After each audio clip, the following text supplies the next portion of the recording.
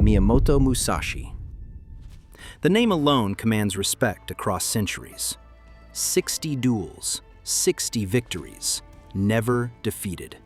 The greatest swordsman in Japanese history. A man who killed his first opponent at age 13 and spent his entire life perfecting the art of combat. But there's a story most people don't know. A moment where the undefeated legend stood before his opponent and said 3 words that shocked everyone present. "I am defeated." The weapon that brought Musashi to admit defeat? Not another sword, not a legendary blade. It was a spear, a bamboo cross-shaped spear in the hands of a master named Takada Matabei. This is the story of the day Miyamoto Musashi met his match. The day the sword faced the spear, and both warriors walked away with something more valuable than victory: mutual respect and the truth about combat. But before we dive into this legendary encounter, hit that like button and subscribe to the channel. We've explored other incredible duels in our series: Musashi's brutal duel against Sasaki Kojiro with the Odachi, his encounter with the deadly Kusarigama wielder Shishido Baiken, and the real history of samurai weapons. If you love deep dives into authentic samurai history, you're in the right place. Now, let's understand their first encounter and how this legendary duel came to be. The year is 1604. Miyamoto Musashi is 20 years old, and his reputation is already growing. Shortly after his series of duels with the Yoshioka clan in Kyoto in 1605, Musashi made his way to Hozoin Temple in the south of the city. This wasn't a casual visit. The temple was renowned across Japan for housing masters of the spear.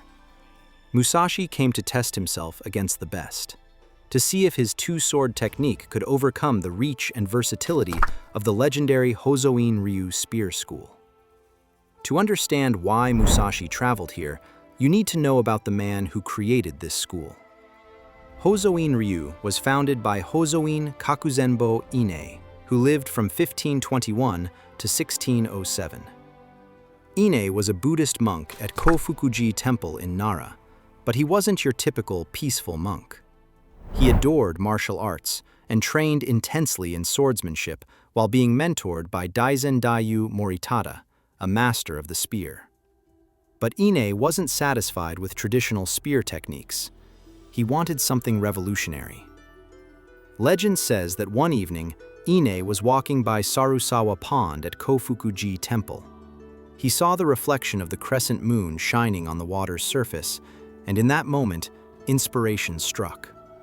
He imagined a spear with a cross-shaped spearhead, curved blades extending from the main point. He believed this style of spear would be far more effective in combat than anything that existed. This weapon became known as the jumonji Yari, the cross spear, and it changed everything. The Hozoin-ryu motto became, "It can be a spear to thrust. It can be a naginata to cleave. It can be a kama to slash. In any case, it never fails to hit the target." This wasn't just about reach. The cross-shaped blade could thrust like a traditional spear, hook an opponent's weapon and control it, slash with the curved side blades, trap and disarm. Against a sword, this was a nightmare to face. When Musashi arrived at Hozoin Temple, he wanted to challenge the founder, Ine himself. But there was a problem. In 1604, Hozoin Ine was 84 years old, far too elderly to fight. His successor, Inshun, was only 16 years old and too young to face someone of Musashi's caliber. So the honor of defending the school's reputation fell to their top student, Okuzoin Doei. Picture this: a young Musashi, dual wooden swords in hand, facing a master spearman wielding a kama yari, a cross-shaped spear with curved blades designed to hook and control any weapon. Despite using a short wooden sword against the superior reach of the cross-shaped spear, Musashi was able to penetrate the spear's defenses and defeated Okuzoin in 2 rounds. Musashi won. But something unexpected happened. Most warriors who defeated their opponents would leave, satisfied with their victory and ready to move on to the next challenge. Musashi didn't. Musashi was so impressed by the Hozoin spear technique that he stayed at the temple for several months. He studied their methods, exchanged fighting techniques with the monks, and spent hours discussing Zen philosophy with the head monk. This tells you everything about Musashi's character. He wasn't just a fighter, he was a student of combat. He recognized that even though he had won, the spear technique had something valuable to teach him. The reach, the hooking ability, the way the crossblade could control distance, all of it fascinated him. During his time at the temple, Musashi witnessed the training of a new generation of spearmasters. Inshun, Ine's successor, was training a group of 6 incredibly talented disciples who became known as the Six Tengus: Nakagawa Hanyu, Shibata Kaimon, Takada Matabei, Hasegawa Kuranosuke, Isono Shumei, and Tanaka Kanbei. These men would become legends in their own right. One of those 6 would meet Musashi again, 30 years later, in a duel that would force even the Sword Saint to admit defeat. The Hozoin-ryu taught nowadays actually comes from the secular line founded by Takada Matabei, one of those 6 Tengus. Takada Matabei was born as Takada Yoshitsugu in 1590 in Iga Province, Japan, the same region famous for its ninja clans. From a young age, he trained in the warrior arts, but he was especially drawn to Yari techniques, the art of the spear. While Musashi was wandering Japan perfecting his 2-sword technique, Matabei was doing the same with the spear. But their paths would intersect in ways neither could have predicted. Matabei trained under Inshun at Hozoin Temple and became one of the 6 Tengus, the elite disciples who would carry the school's legacy forward. After receiving complete transmission, called Inka, in Hozoin-ryu, Matabei didn't stop. He trained with other martial schools, absorbing techniques and philosophies from different traditions. Eventually, he created his own variation, Hozoin-ryu Takada-ha Sojutsu, which became the lineage that continues to this day. Here's what makes Matabei different from many martial artists of his era. Matabei didn't care much for competitions or duels for the sake of reputation. He saw value in real conflict and actual combat experience. He participated in genuine battles, including the brutal Shimabara Rebellion. The Shimabara Rebellion was one of the bloodiest uprisings in Japanese history, a desperate Christian peasant revolt that ended in a massacre.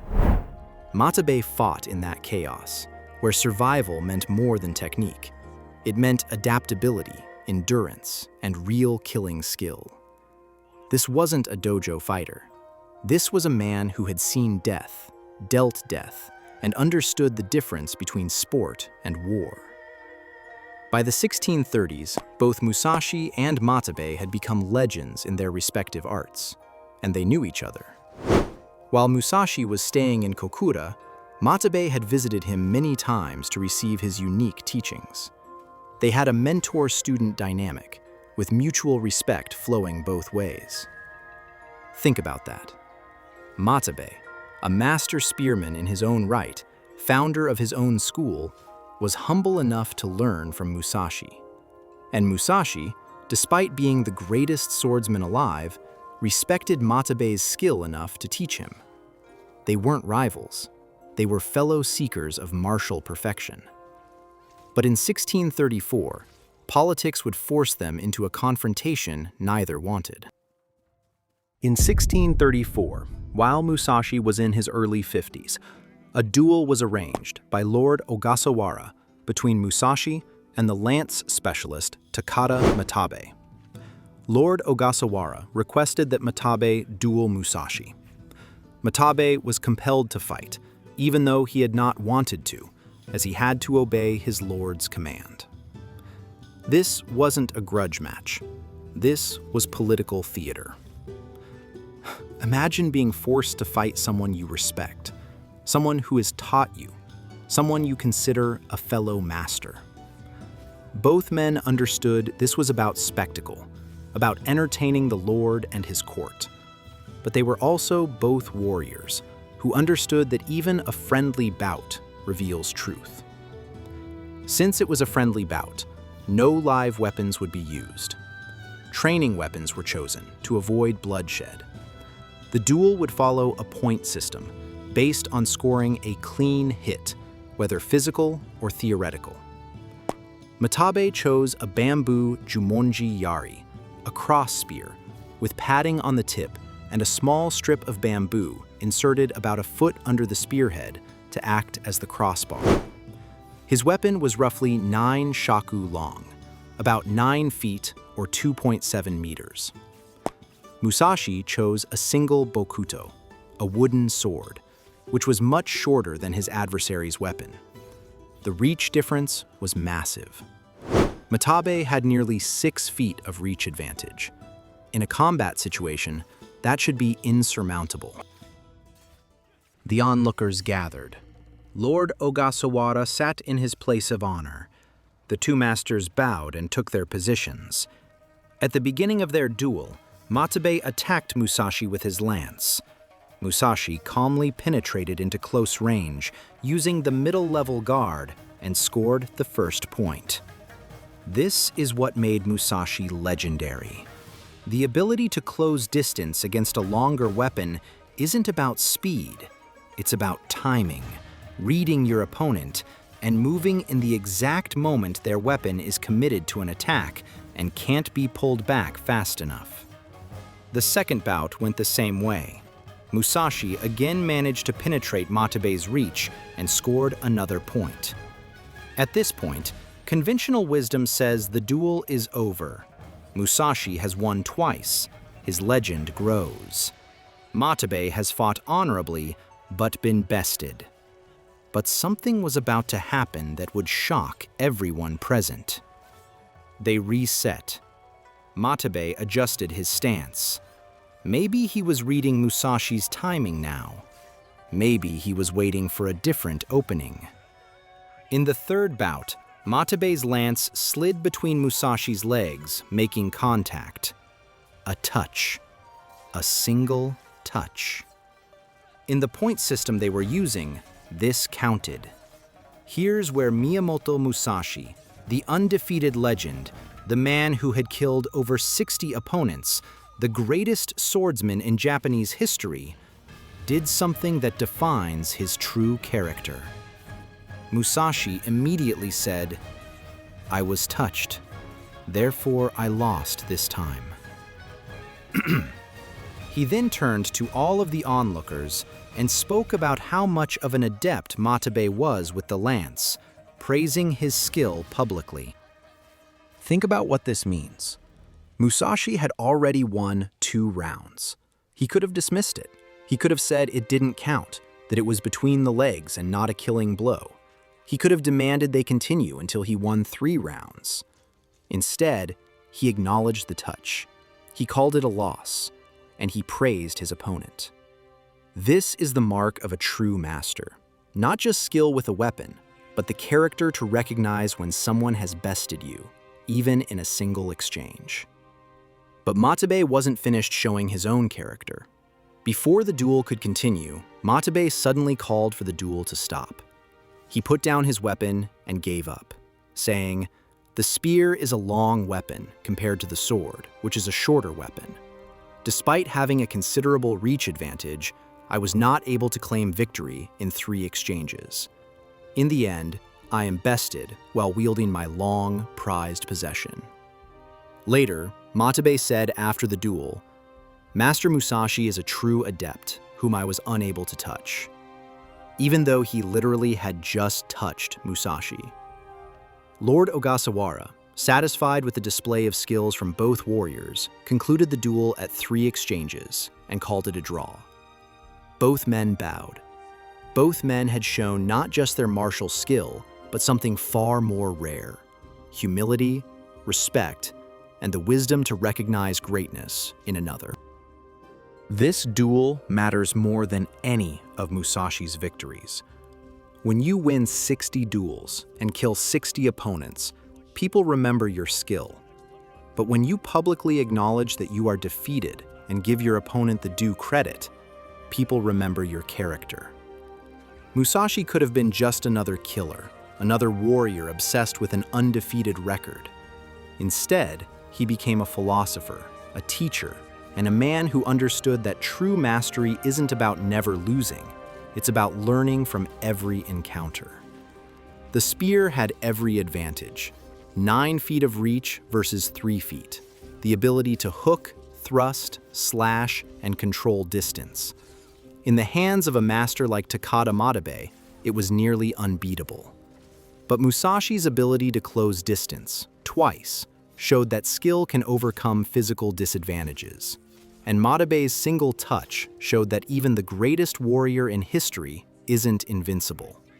The Hozoin-ryu spear techniques that are taught today come directly from Takada Matabei's lineage, the Takada Ha line.